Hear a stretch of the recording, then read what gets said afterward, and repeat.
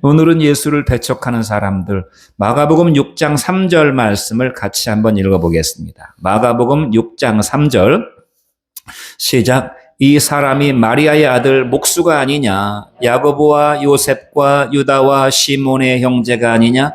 그 누이들이 우리와 함께 여기 있지 아니하냐 하고 예수를 배척한지라 그랬습니다. 이 사람은 예수를 가리킵니다. 예수님, 이 사람이 마리아의 아들 목수가 아니냐? 굳이 직업을 얘기한 것은 그 직업이 천한 직업이었기 때문에 그렇습니다. 그 다음에 야고보와 요셉과 유다와 시몬과 그 형제가 아니냐, 그 형이 아니냐, 그 누이들이 오늘 우리와 함께 여기 있지 아니하냐 하고 예수를 배척했다고 그랬어요. 예수님이 고향에 가버나움에 들어가셨다고 그랬습니다. 예수님은 원래 베들레헴에서 성경에 예언된 대로 다윗의 고향인 베들레헴에서 탄생하셨지만 헤롯의 그 로마 황제의 핍박을 피해가지고 이집트로 피신하셨다가 세월이 좀 잠잠해졌을 때 다시 들어오셨는데 요셉과 마리아가 베들레헴으로 가는 것을 두려워해서 갈릴린 나사렛, 그 중에서도 가버나움이라고 하는 동네에 정착하셨다고 그랬습니다. 그래서 가버나움은 예수님의 실질적인 고향입니다. 가버나움은 대체적으로 한 1000명에서 1500명 정도의 주민들이 살았던 동네라고 하니까 오늘날 우리 식으로 말하면 규모가 좀 다르긴 하지만 옛날 시골의 생활에 비할 때 한 면 정도나 동 정도의 그러한 마을이었을 것입니다. 그래서 웬만하면 다 알고 지내는 사이였습니다. 예수님께서 안식일에 회당에 들어가셔서 하나님의 말씀을 전하셨고 말씀을 전하실 뿐 아니라 안수하심으로써 병을 고치시고 귀신을 쫓아내시고 문제를 해결해 주시고 축복하시고 또 여러 문제를 가지고 나온 사람들을 상담해 주시면서 위로하고 격려하고 소망을 주셨을 것입니다. 이 예수님이 하시는 일을 본 동네 사람들 대부분 다 예수님을 아는 사람들이었을 것입니다. 예수님을 아는 사람들이 이 예수님의 지혜와 권능을 보고 깜짝 놀랐다고 그랬습니다. 이런 일이 도대체 어떻게 된 일이냐? 늘 우리와 함께 살던 그 요셉의 장남 예수가 아니냐, 목수일을 하던 예수가 아니냐. 얼마 전까지 우리와 같이 살았는데 잠깐 안 보이다가 돌아오더니 사람이 이상하게 달라졌다. 도대체 학교를 다닌 적도 없는 저 목수 요셉의 아들이 어떻게 저렇게 놀라운 지혜를 가지게 되었는가? 어떻게 저렇게 놀라운 권능을 행하는가? 깜짝 놀랐다고 그랬습니다. 그런데 결국 어떻게 했습니까? 결국은 그들이 예수님에 대한 반응과 평가가 무엇이었습니까? 놀란 건 놀란 거고 그 이후의 반응은 어땠습니까? 저 과부 마리아의 아들, 큰아들인데 얼마 전에 목수일 해가지고 우리 딸 시집갈 때 장롱 짜주고 그 서랍장 짜주고 하던 그 목수 요셉의 아들, 목수 예수인데 이러면서 예수님을 그렇게 보기 시작하는 것입니다. 야고보와 요셉의 형이요, 유다와 시몬의 형이며 지금 우리 동네에 계속 살고 있는 그 누이 동생들의 오라버니가 아니냐 하면서 예수님을 배척했다는 것입니다. 예수님의 지혜와 그 권능을 보고 예수님에게 관심을 보이면서 예수님의 말씀에 귀를 기울인 것이 아니라 결론적으로 예수를 배척했다는 것이. 결론이 중요합니다. 항상 모든 일은 결론이 중요합니다. 시작도 과정도 중요하지만 결론에 의해서 모든 것들이 다 가치가 결정되는 것입니다. 아무리 시작이 좋았고 아무리 과정이 좋았어도 결론이 나쁜 쪽으로 흘러버리면 시작과 과정은 별로 의미가 없는 것입니다. 결론이 모든 운명을 결정하는 것입니다. 결론이 가장 중요해요. 인생도 결론이 가장 중요합니다. 시작, 동기, 과정, 내가 수고하고 땀 흘리고 노력한 것들, 그것들이 가치를 발휘하고 그것들이 조명을 받으려면 결론이 성공적이어야 되는 것입니다. 그래서 성공 스토리는 있지만 실패 스토리는 없어요. 그 사람이 성공했기 때문에 그 사람이 성공하기까지의 과정들이 다 조명이 되고 평가가 되는 것이지 실패로 끝나버렸다면 실패는 서사가 없습니다. 실패는 역사가 없어요. 세상 이치하고 영적인 이치도 똑같습니다. 그러므로 구원도 믿음으로 시작해서 믿음으로 살다가 믿음으로 죽어야 되는 것입니다. 믿음으로 시작해서 믿음으로 살다가 믿음으로 죽지 못하면 이것은 의미가 없는 것이에요. 결론은 믿음이 아니었네, 이렇게 되는 것입니다. 그러면 믿음의 시작과 과정이 아무런 의미가 없는 것입니다. 결론은 믿음이어야 돼요. 시작은 어떻게 어정쩡하게 시작했을지 몰라도, 과정은 그렇게 화려하지 않았을지 몰라도 결론은 믿음으로, 우리의 인생의 마지막 묘비명이 믿음으로 살다 믿음으로 죽은 성도 김아무개. 그러면 그 사람의 인생은 성공적인 인생이 되는 것이고 하나님 역사의 한 페이지에 기록될 것입니다. 하나님 역사에 가면 그 사람의 인생 일대기가 막 서사가 펼쳐질 것이에요. 믿습니까? 제가 여러분들을 위해서 늘 기도할 때 공통적으로 기도하고, 또 우리 교회에 나오셨다가 뭐 이런저런 이유로 또 제가 부족해서 여러 가지 인생의 문제로 교회를 안 나오시는 분들을 위해서도 다는 기도 못해도 그래도 정이 들어서 또 그분들이 저에게 해주시고 우리 교회에 또 해주셨던 일들을 생각하면서 중보 기도를 하는데 많은 기도를 하지는 못합니다. 그러나 공통적으로 제가 하는 기도가 이 기도예요. 하나님, 그 집사님 천국에서 만나볼 수 있는 믿음 되게 해주세요. 천국에서, 지금은 떨어져서 헤어졌지만 천국에서 다시 만나볼 수 있는 믿음 갖게 해주세요. 그렇게 기도하는 것입니다. 천국에서 만나지 못한다면 똑같이 믿음으로 시작했고 믿음으로 주일날 예배드렸고 믿음의 길을 걸어간다고 했지만 천국에 가보니까 만날 수 없는 사람이었다면 얼마나 불행합니까? 그러므로 저는 여러분들이 결론이 예수고 결론이 예수님을 영접하는 인생이 되기를 바라고, 예수를 얻고 예수를 살고 예수를 증거하는 인생이 되기를 주님의 이름으로 축원드립니다. 예수 성공 스토리의 삶을 사시기를 간절히 바랍니다. 그러면 왜 그들은, 가버나움 동네 사람들은, 왜 가까운 고향 사람들은 예수님을 배척했는가? 크게 세 가지 정도의 교훈을 받으려고 합니다. 첫 번째는 예수님을 인간적으로 보기 때문입니다.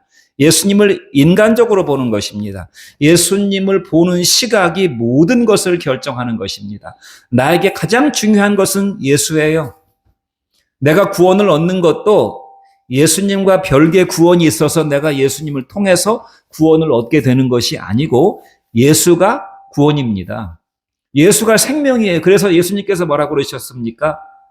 나를 통해서 구원을 얻는다고 하기보다도 나는 부활이요 생명이라고 말씀하셨고, 내가 길이요 진리요 생명이라고 말씀하셨어요. 예수를 통한 어떤 또 다른 구원이 있는 것이 아니라 예수가 구원 그 자체라 그 말입니다. 그러니까 예수님을 어떻게 보는가 하는 그 시각이 모든 걸 결정하는 것이에요. 그래서 예수님께서 십자가를 지시기 위해서 예루살렘에 올라가시는 그 과정 중에 제자들에게 뭘 물어보십니까? 결정적인 시간이 지금 다가오고 있을 때 무엇을 물어보십니까? 얘들아, 사람들이 나를 뭐라고 보느냐? 나를 어떻게 생각하느냐? 나를 어떻게 보느냐 물어보셨어요. 그러니까 베드로가 예레미야나 세례요한나 선지자 중에 한 사람이라고 합니다. 예수님을 제법 높은 그런 그 대우로다가 예수님을 높게 평가해 주는 것처럼 사람들이 생각합니다라고 얘기했지만 예수님은 다시 물어보셨어요. 그러면 너는 나를 누구라고 보느냐? 그때 베드로가 주는 그리스도시요 살아계신 하나님의 아들이십니다라고 하는 너무나 엄청난 신앙 고백을 했던 것입니다. 이것은 사람의 지혜에서 나온 것이 아니라고 그랬어요. 이것은 네 아버지가 알려준 것이 아니다. 하나님 아버지께서 너에게 알려주셨다고 말씀하셨어요. 그러므로 예수님을 보는 시각이 저와 여러분의 모든 인생을 결정하는 것입니다. 예수님을 보는 시각은 딱 두 부류입니다. 예수님을 구주와 주님과 하나님의 아들로 보는 시각, 또 한 가지는 예수님을 인간적인 예수로 보는 시각입니다. 예수님을 종교의 창시자, 기독교의 창시자로 보는 시각입니다. 예수 믿는 사람들은 예수님을 기독교의 창시자라고 말하지 않아요. 예수님을 제대로 안 믿는 사람들이 그런 식으로 얘기합니다. 예수님을 4대 성인, 인류 역사상 가장 위대했던 4대 성인 중에 한 사람으로 예수님을 생각합니다. 예수님은 사랑의 실천자시다. 사랑을 실천한 본보기를 보여주신 분이 예수님이시다. 이것도 예수님을 높게 평가하는 것 같지만 예수님을 인간적인 예수로 보는 것입니다. 예수님을 통해서 문제를 해결받고 세속적인 복을 받기를 사모하는 복주머니 정도로 보는 사람들이 많이 있고, 심지어 어떤 사람들은 예수님을 석가모니의 제자, 예수님보다 훨씬 일찍 이 땅에 왔던 석가모니의 제자. 왜냐하면 성경을 읽어보니까 불경의 가르침과 비스무리한 가르침들이 많아요. 그러니까 예수님이 석가모니한테 배웠다. 또 이렇게 생각하는 사람들도 있고 심지어 예수님을 외계인이라고 주장하는 사람들도 있습니다. 한마디로 말하면 예수님을 볼 때 마리아와 요셉의 아들 예수가 아니냐, 얼마 전까지 우리 동네에서 목수일을 하던 그 예수가 아니냐, 야고보와 시몬과 유다와 요셉의 형, 그 여동생들의 오라버지가 아니냐라고 그렇게 얘기하는 것입니다. 그렇게 생각하는 것이 우리식으로, 우리 버전으로 얘기하면 저 예수 감나무집 큰아들 아니요, 이렇게 생각하는 것이에요. 감나무집 큰아들인데 이렇게 생각하는 것이다 이 말입니다. 이렇게 생각하는 사람들에게 말씀과 기적을 아무리 많이 베풀고 능력을 보여줘도 그들은 믿음에 실패하는 것입니다. 왜 실패합니까? 믿음을 주지 않는 것이에요. 하나님께서 그렇게 생각하는 사람들의 심령 속에 예수님께서 들어가실 수가 없어요. 예수님이 들어가셔야 믿음이 생겨나는데 아무리 기적을 많이 보여주고 아무리 능력을 베풀어도 믿음은 가질 수가 없게 되는 것이라는 것입니다. 데살로니가 전서 2장 13절 말씀을 같이 한번 읽어보겠습니다. 시작. 이러므로 우리가 하나님께 끊임없이 감사함은 너희가 우리에게 들은 바 하나님의 말씀을 들을 때에 사람의 말로 받지 아니하고 하나님의 말씀으로 받음이니 진실로 그러하도다. 이 말씀이 너희 믿는 자 가운데서 역사하느니라. 그래서 너무나 위대한 말씀입니다. 우리가 끊임없이 하나님께 감사하는 것이, 사도 바울이 늘 기도할 때마다 데살로니가 교회 교인들을 위해서 기도할 때마다 감사한 것은 뭘 감사했느냐? 너희가 우리에게 들은 바 하나님의 말씀을 들을 때 사람 말로 듣지 아니하고 하나님의 말씀으로 받음이니 진실로 그러하도다. 진실로 그렇다는 말은 진실로 아멘이다. 내가 너희들에게 전한 말은 내 말이 아니요, 내가 누구에게 받아서 생각해서 주는 교훈이 아니라 액면 그대로 하나님의 말씀이니 진실로 하나님 말씀이다. 아멘이다. 이렇게 말씀하면서 이 말씀이 너희 믿는 자들 가운데서 역사한다고 그랬습니다. 역사한다. 그러니까 말씀이 역사해야 말씀의 효력이 나타나게 되는 것입니다. 역사한다는 말은 에네르게오. 그러니까 우리가 보통 쓰는 에너지입니다. 에너지. 밥을 먹으면 이게 밥이 소화가 돼서 에너지를 발휘해야 되지. 하나도 소화가 안 되면 밥 먹으나 마나입니다. 먹은 것은 소화를 시켜야 됩니다. 말씀을 먹었으면 내 것으로 소화시켜서 피가 되고 살이 돼야 내가 무슨 일을 할 것이 아닙니까? 말씀이 역사해야. 똑같은 것입니다. 하나님의 말씀이 내 속에 들어와서 피가 되고 살이 되는 역사는 어떻게 일어납니까? 하나님의 말씀으로 받아야 되는 것입니다. 하나님의 말씀으로. 아멘으로 받아야 되는 것입니다. 에네르기오라는 말은 에너지가 작동한다, 효력이 발생한다라고 하는 뜻이 있어요. 그러니까 예수님을 하나님으로 보지 아니하고 예수님의 말씀을 하나님의 말씀으로 받지 아니하고 목사가 하는 설교를 주님의 말씀으로 받지 아니하면 말씀이 여러분들에게 대화를 하지 않는 것입니다. 여러분들에게 말을 걸지 않는 것입니다. 여러분의 마음의 문을 두드리지 않는 것입니다. 아무런 소통이 이루어질 수가 없어요. 아무런 역사도 이루어지지 아니하고 구원은 불가능한 것입니다. 제가 41년간 예수를 믿어오면서 9년 동안 여러분들이 앉아있는 자리에서 설교를 들었고 32년 동안 이 강단에서 주의 말씀을 들었습니다. 목자교회에서 27년 동안 설교 사역을 했습니다. 많은 사람들이 큰 교회에 비하면 또 그렇게 많은 사람도 아니지만 어쨌든 다 기억을 못할 정도의 사람들이 예배당에 왔다가 주의 말씀을 듣고 사라졌습니다. 어디로 사라졌는지는 모르겠어요. 중간에 낙오자들도 많이 있었습니다. 물론 다행스럽게도 다른 교회로 가서 신앙생활을 하는 사람들도 있겠지만 그렇지 아니하고 제가 알고 있는 사람 가운데도 교회를 나가지 아니하고 예수를 믿지 아니하고 그냥 세상 사람으로 살아가는 사람들이 적지 않게 있습니다. 제가 그들이 우리 교회 다닐 적에 가까이서 보고 믿음이 있는 사람이겠지. 또 제가 증거하는 하나님 말씀을 잘 받겠지. 어느 정도는 받겠지. 100%는 다 받지 아니해도 뭔가 말씀을 받고 생각이 있겠지. 그렇게 기대하고 신앙생활을 했습니다. 그런데 나중에 보여지는 모습에 정말 저분의 마음속에 예수가 있을까? 저분이 예수를 마음에 품고 목자 교회를 다니고 예배를 드리고 신앙생활을 했을까 하는 그런 의구심이 생겨나게 되는 것입니다. 왜냐하면 내 속에도 예수가 있는데 나하고는 전혀 다른 모습을 보여주시는 것이에요. 내가 그 사람의 속을 다 알 수는 없지만 그래 보인다 그 말입니다. 말을 걸어보니까 그런 반응이 나와요. 나중에 믿음이 아닌 것으로 결국은 판명되게 되는, 물론 아직까지도 인생은 과정 중이니까 결론을 얘기할 수는 없지만 결론이 그렇게 되면 그 사람은 참으로 불행한 사람일 것입니다. 결론이 결국 배척해버렸어요. 말씀을 듣고 놀라면서도, 놀라운 기적을 보면서도 결국은 배척해버리고 말았다는 것입니다. 그러니까 사람의 속은 알 수가 없어요. 무슨 생각으로, 어떤 태도로 말을 듣고 말씀을 듣고 어떤 마음을 갖고 있는지는 알 수가 없는 것입니다. 여러분, 뉴스에도 나왔었고 또 유튜브에도 많이 짧은 영상으로 돌아다니는 영상 중에 북한이, 북괴죠. 북한은 북괴입니다. 괴뢰 집단입니다. 북괴가 그 김정은 정권 하나를 유지하려고 돈이 없으니까 이제 외교관들을 해외로 많이 보내는데, 그 외교관들은 외교 활동을 하는 것보다도 주 목적이 외화벌이입니다. 돈을 벌어서 김정은한테 갖다 바치는 거예요. 그 돈을 버는 여러 가지 수단들이 많이 있어요. 뭐 식당도 하고, 뭐 마약도 팔고, 어디 뭐 사이트에 들어가서 해킹해가지고 막 뭐 비트코인 같은 것도 훔쳐오고, 막 이렇게 별별 수단을 다 해가지고 1년에 수억 달러씩 이제 김정은한테 갖다 바치는데, 그 해외 취업 사이트에 이렇게 취업을 하는, 이제 면접을 보는 그런 면접 영상이 있더라고요. 그런데 어떤 소문이 돌았냐면, 말하자면 회사에 지원하는 사람 중에 북한 사람들이 많이 지원을 한다는 영상이 있어가지고, 가려내는 영상 중에 김정은은 XXX다 해보라고 합니다.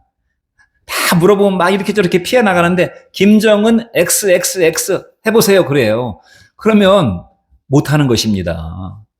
김정은을 나쁜 놈, 뭐 XXX라고 욕을 못하는 것이에요. 그 마음속에 김정은에 대한 그런 숭배 사상이 있을 수도 있겠고, 또 괜히 말했다가 자기가 죽을 수도 있으니까 말을 못하는 것입니다. 그래서 북한 그 취업자들을 골라낸다고 하는 것입니다. 제가 무슨 말씀을 드리려고 하냐면, 성도는 중심에 언제나 어디서나 어떤 상황 속에서나 주 예수가 있어야 됩니다. 그래서 예수님을 주 예수님이라고 고백해야 되는 것입니다. 고린도전서 12장 3절 말씀을 보십시오. 같이 읽어보겠습니다. 그러므로 내가 너희에게 알리노니 하나님의 영으로 말하는 자는 누구든지 예수를 저주할 자라 하지 아니하고, 또 성령으로 아니하고는 누구든지 예수를 주시라 할 수 없느니라. 여기 예수님을 믿는 사람과 믿지 않는 사람, 예수님을 주님과 그리스도로 보고 고백하는 사람과 인간적인 예수로 보고 그렇게 생각하는 사람을 가려내는 기준이 나와 있어요. 내가 너희들에게 알게 하노니, 알린다고 한 것은 그냥 설교하는 정도가 아니라 모르는 것을 알려준다, 정보를 준다 그 말입니다. 정보를 주는데, 하나님의 영으로 말하는 사람은 누구든지 예수를 저주할 자라고 하지 않는다는 것입니다. 마음속에 성령에 거하시는 사람은 세상 사람들처럼 예수 십자가에 저주받아 죽은 인간 아니야, 이렇게 말할 수가 없다는 것이에요. 유대인들이 볼 때는 하나님의 저주를 받아 죽었고, 로마인들이 볼 때는 로마 정부에 반역해서 죽은 아주 악랄한 반역자라고 예수님을 마음속에 주와 그리스도로 모신 사람은 그렇게 말할 수가 없다는 것입니다. 성령으로 아니하고는 그러므로 누구든지 예수를 주시라고 할 수 없다는 것이에요. 저와 여러분 모두가 예수님을 인간적으로 보는 것이 아니라 주와 그리스도로, 그것이면 족한 것입니다. 다른 것이 필요 없어요. 예수님을 주와 그리스도로 보는 축복이 있기를 주의 이름으로 축원드립니다. 두 번째는 설교자를 인간적으로 보기 때문입니다. 설교자는 물론 인간이죠. 설교자는 인간이지만 인간의 말을 하려고 이 자리에 서 있는 것이 아닙니다. 설교자를 인간적으로 보기 때문에 믿음은 불가능한 것입니다.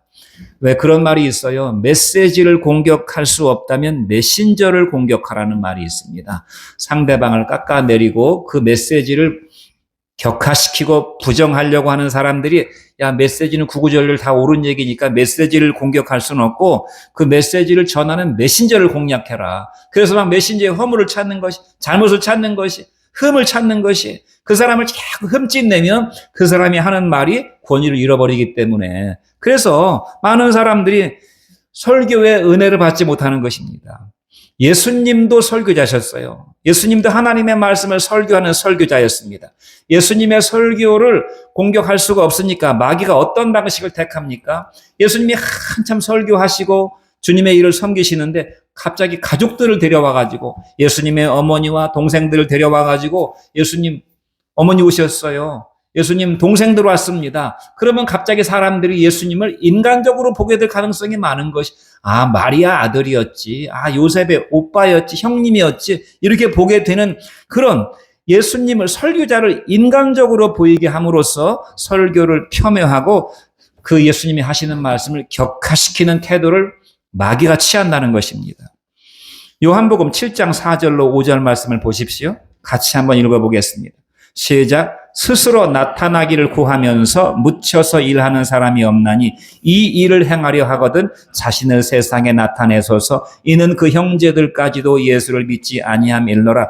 실제로 예수님의 가족들도, 적어도 마리아는 모르겠지만 야고보와 유다와 요셉과 시몬과 그 여동생들은 예수님을 인간적으로 생각을 했다는 내용입니다. 무슨 내용입니까? 예수님이 인기를 얻게 됐습니다. 예수님의 이름이 막 알려지기 시작합니다. 예수님의 지혜가 다른 사람들과는 비교할 수 없을 만큼 탁월한 지혜를 가지고 있고 능력이 있어요. 그러니까 이 예수님의 형제간들이, 그러니까 마리아와 요셉 사이에 태어난 형제간들이, 우리 형 대단하다, 우리 오빠 대단한데? 그러면서, 오빠, 형님, 예수님 기왕 이 길로 들어선 이상, 기왕 목회의 길로 들어선 이상 성공하세요. 성공하는 목회를 하세요. 스스로 나타나기를 구하면서 묻혀서 이런 시골 촌구석에서 일하지 말고 큰 도시로 가서, 서울로 가가지고 이 일을 세상에 확실하게 드러내 보여주세요. 큰 목회하시고 성공하세요.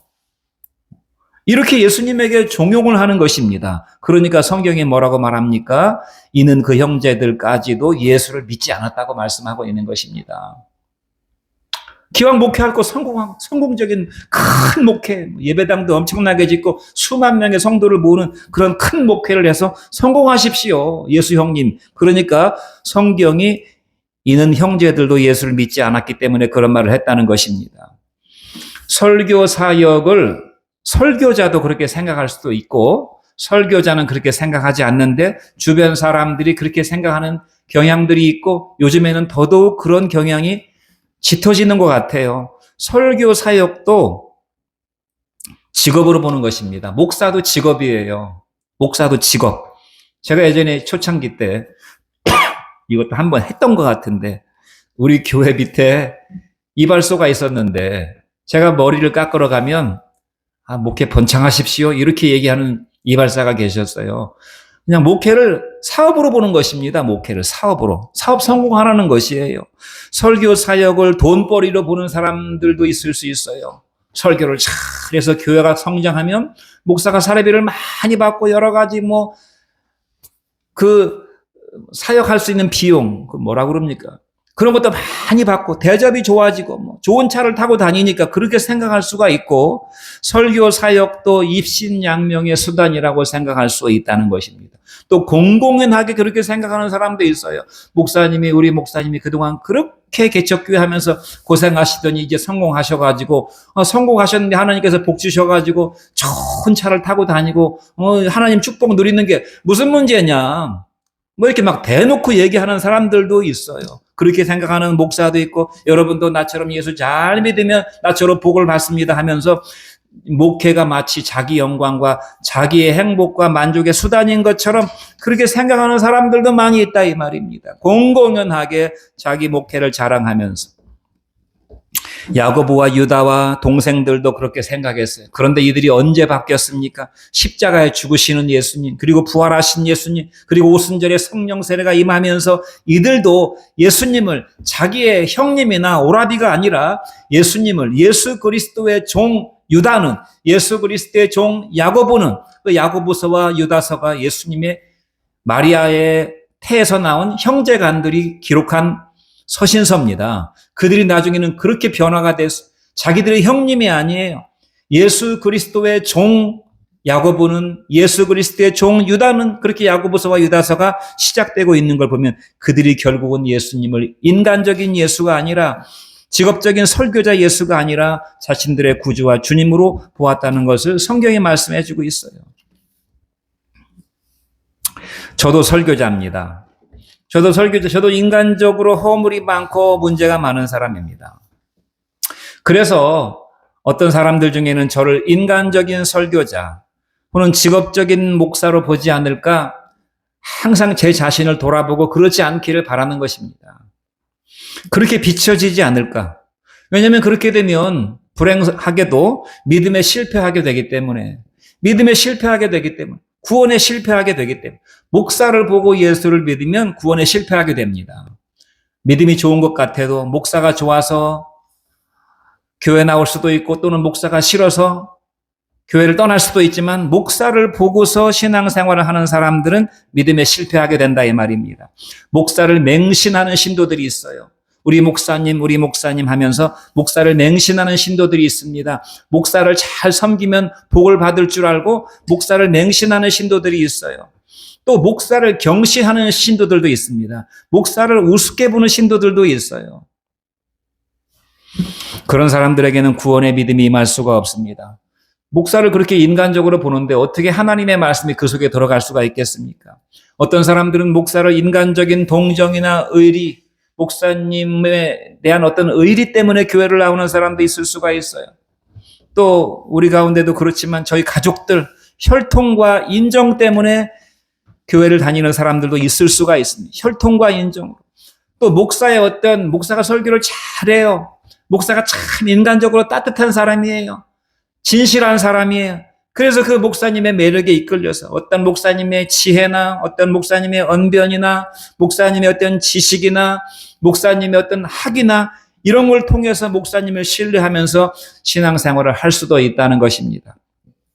제가 목회를 시작할 즈음에 우리 신학생들 중에 훌륭하다 하는 목사님 3대장이 있었습니다. 3대장. 물론 다른 분들도 훌륭했지만 그냥 공공연하게 도는 이야기들이 우리나라의 프린스턴 신학대학교, 원래 프린스턴이 그 일반 대학이기 전에 신학대학이었습니다. 하버드 대학도 마찬가지 신학대학이었어요. 근데 신학대학에서 그렇게 세계적인 대학으로 성장한 대학이네. 프린스턴 신학대학, 그 이전에, 그 옛날에 70년대, 80년대 프린스턴 신학대학에서 신학대학 박사를 받은 목사님들이 3분 계셨어요. 말씀드리면 다 알겠지만 말씀은 안 드리겠습니다. 그분들이 저 강남에 정말 난다 긴다 하는 사람들이 다니는 학벌 좋고 권력 있고 잘 먹고 잘 사는 사람들이 다니는 충현교회, 소망교회, 압구정동에 있는 소망교회 이런 엄청난 교회 목사님들이셨습니다. 그래서 그 교회 교인들도 자부심이 대단했어요. 그리고 그 목사님들이 하는 설교가 정말 설교의 하나의 모델이라고, 전형이라고 많은 신학생들이 그렇게 얘기했습니다. 평가는 하나님이 하실 것입니다. 그분들이 프린스턴 신학대학을 나왔기 때문에 그 교회를 다닌다면 그 사람의 믿음은 문제가 있을 가능성이 많은 것입니다. 목사님 때문에 불쌍해서 나와주고, 불쌍해서 믿어주고, 불쌍해서 도와주는 그런 성도는 목사님한테는 참 감사한 일일지 몰라도 그 사람에게는 불행한 것입니다. 목사를 존경하기 때문에 목사의 팬이 돼가지고 신앙생활을 한다면 목사님 입장에서는 황송무지한 일일지는 몰라도 그 사람에게는 불행한 일입니다. 믿음은 실패하는 것입니다. 여기 가버나움 동네 사람들처럼 마지막으로 이런 것이 예수님을 배척하는 이유가 될 수 있어요. 익숙함, 친숙함이 믿음을 방해합니다. 신앙생활을 오래 했어요. 반복된 설교를 수십 년 들었습니다. 대개 목사님의 설교를 한 10편 내지 20편 정도 들어보면 이제 설교가 계속 반복됩니다. 설교의 어투, 설교의 어떤 주제, 목사님의 어떤 영적 가치관이 설교에 녹아나오는 것이 한 20편 정도의 설교 들어보면 계속 반복돼요.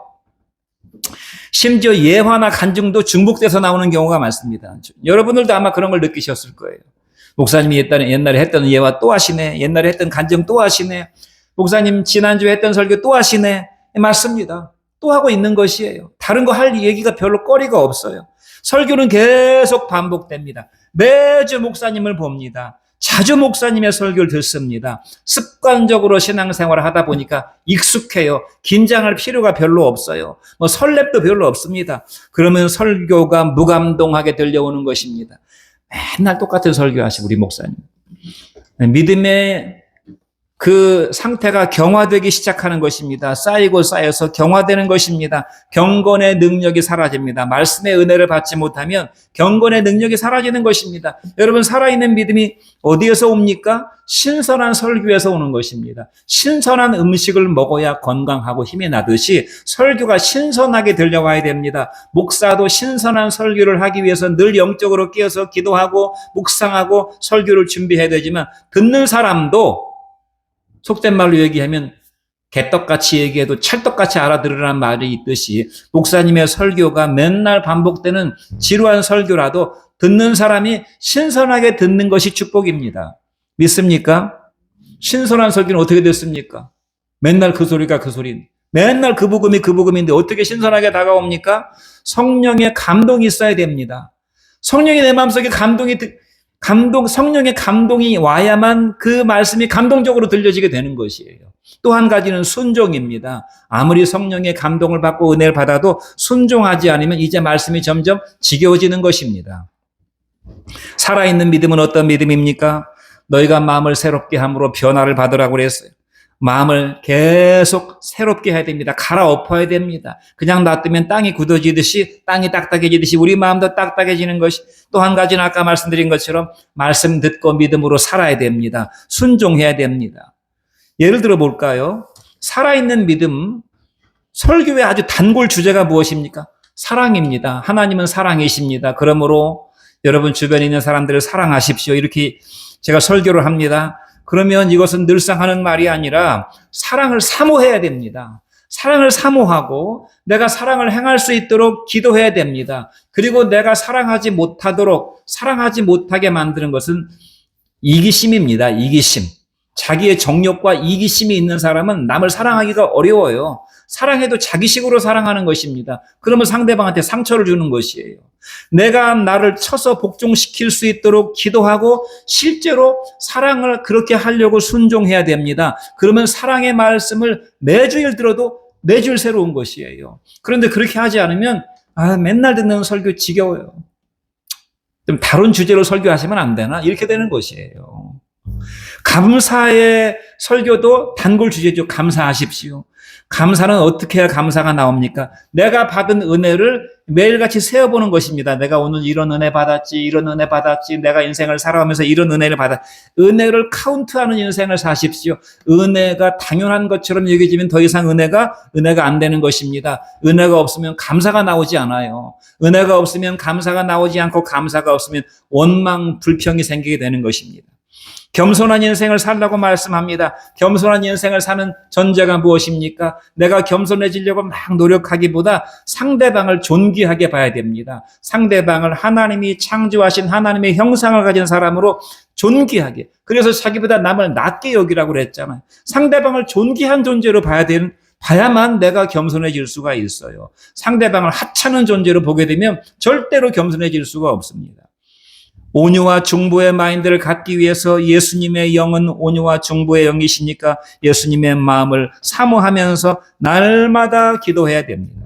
이렇게 되면 매주 듣는 설교가 신선한 설교가 되는 것이에요. 마지막으로 안 믿는 게 비정상입니다. 마가복음 6장 6절 말씀을 읽겠습니다. 시작. 그들이 믿지 않음을 이상히 여기셨더라. 여러분, 예수님 믿는 게 정상입니다. 믿지 않는 게 비정상입니다. 믿지 않는 게 제정신이 아닌 것이에요. 예수님의 말씀과 사역을 읽어보고 생각해보고 그 말씀과 사역이 만들어내는 결과를 생각한다면 예수를 믿는 게 정상이고 상식이라 그 말입니다. 많은 사람들이 왜 예수님을 믿지 않는가 하면 말씀을 제대로 읽어보지 않습니다. 생각해보지도 않습니다. 그냥 아예 생각이라는 걸 하지 않기 때문에 믿지 않는 것입니다. 상식에 부합되는 것이고 정상이고 당연한 것입니다. 그래서 위대한 변증가인 영국의 C.S. 루이스가 이런 말을 했잖아요. 모든 인생은 양자 선택을 해야 된다고 그랬어요.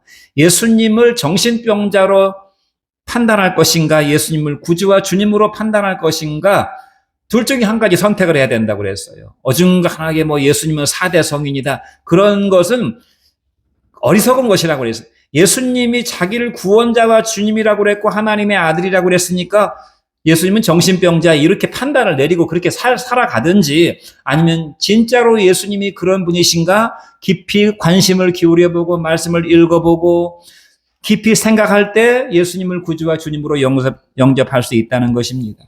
편견과 자기 생각을 버리고 오픈 마인드로 예수님을 보게 되면 믿게 될 것입니다.